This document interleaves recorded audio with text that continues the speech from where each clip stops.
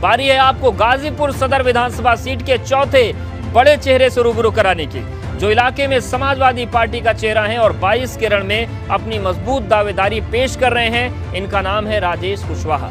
राजेश कुशवाहा 2017 विधानसभा चुनाव में सपा के रनरअप रहे। कुशवाहा समाज में राकेश कुशवाहा की गहरी पैठ है। इनकी तादाद भी इस सीट पर काफी ज्यादा है।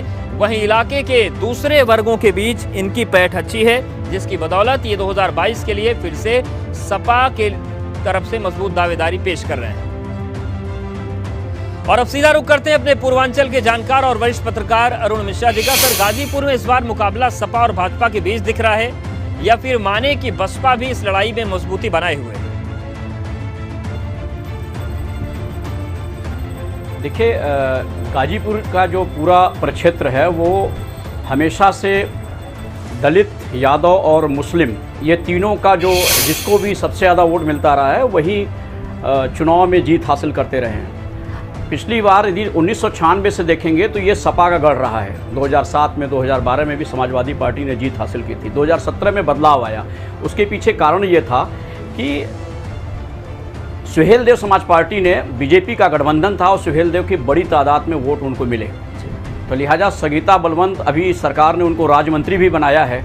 लिहाजा वो मजबूत स्थिति में इसलिए दिख रही हैं क्योंकि आने वाले दिनों में लोगों को ये भरोसा जो मुझे लग रहा है, ये दिख रहा है कि अभी राज्य मंत्री हैं, अगली बार यदि चुनाव जीतती हैं और यदि बीजेपी की सरकार बनती है तो उनको फिर राज्य मंत्री बनाया जाएगा और इस लिहाज से जो कार्य अभी भी अधूरे होंगे वो पूरे हो जाएंगे। बिल्कुल, ये फैक्टर जरूर हो सकता है। सर, हमारे साथ आप बने रहे, कुछ और समीकरण आप समझेंगे। तो बारी है गाजीपुर की सदर विधानसभा सीट के उन मुद्दों के बारे में जानकारी देने की जो कि आने वाले चुनाव में अहम किरदार निभाने वाले हैं। और गाजीपुर विधानसभा सीट का जो पहला बड़ा मुद्दा है वो है इलाके का पिछड़ापन। पिछले लंबे अरसे से विकास के दावे तो हो रहे हैं, लेकिन ये दावे तस्वीर नहीं बदल पाए। दूसरा बड़ा मुद्दा है किसानों का। यहाँ की बड़ी आबादी कृषि पर आधारित है, ऐसे में किसानों को मिलने वाली सहूलियत भी बड़ा मुद्दा है। तीसरा बड़ा मुद्दा रोजगार का है। यहाँ के ज्यादातर लोग या तो रोजगार कृषि आधारित काम करते हैं या फिर सेना में हैं। ऐसे में ये मसला भी यहाँ पर काफी हावी रहता है। और गाजीपुर सदर सीट से मौजूदा विधायक और सहकारिता राज्य मंत्री संगीता बलवंत का दावा है कि विकास के दम पर वो 2022 में वापसी करेंगे। वहीं सपा के रनर अप राजेश कुशवाहा भी विकास के दावे के साथ 2022 के रण में उतरने की तैयारी कर रहे हैं।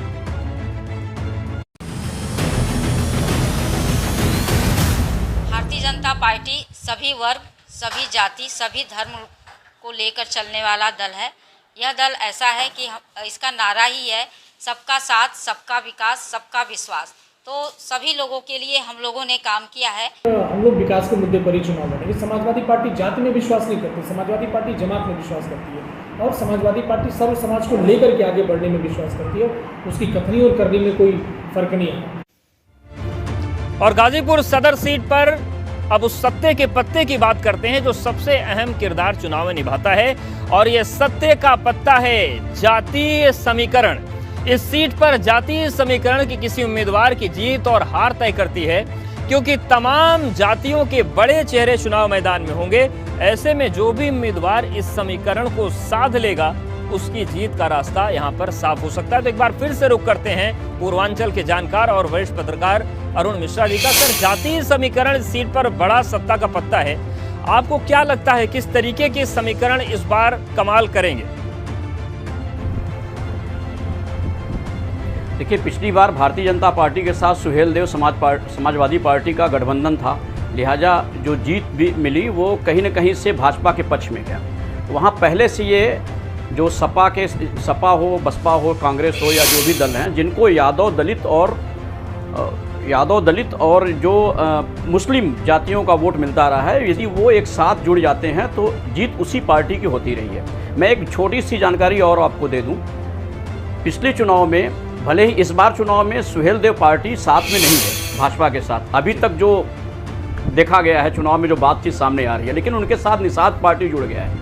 उनके साथ अपना दल के भी वोटर उनके साथ जुड़ने जा रहे हैं। तो कहीं न सही इस बार का त्रिकोणीय संघर्ष होने जा रहा है। एक बात और, इस बार सदर विधानसभा में आम आदमी पार्टी का भी दखल होने जा रहा है। आम आदमी पार्टी की भी अपनी तैयारी शुरू कर दी है। ये बात अभी सामने आ रही है। वहाँ प्रत्याशी घोषित किए जा चुके हैं आम आदमी पार्टी से। तो लिहाजा इस बार भी जो जातीय समीकरण किसके पक्ष में जाएगा, ये चुनाव भी आने दीजिए और नज़दीक जब तक जैसे जैसे आएगा वो दिख जाएगा। बिल्कुल, मतलब त्रिकोणीय भी और बहुकोणीय मुकाबला भी हो सकता है। सर बहुत धन्यवाद आपका हमारे साथ जुड़ने के लिए।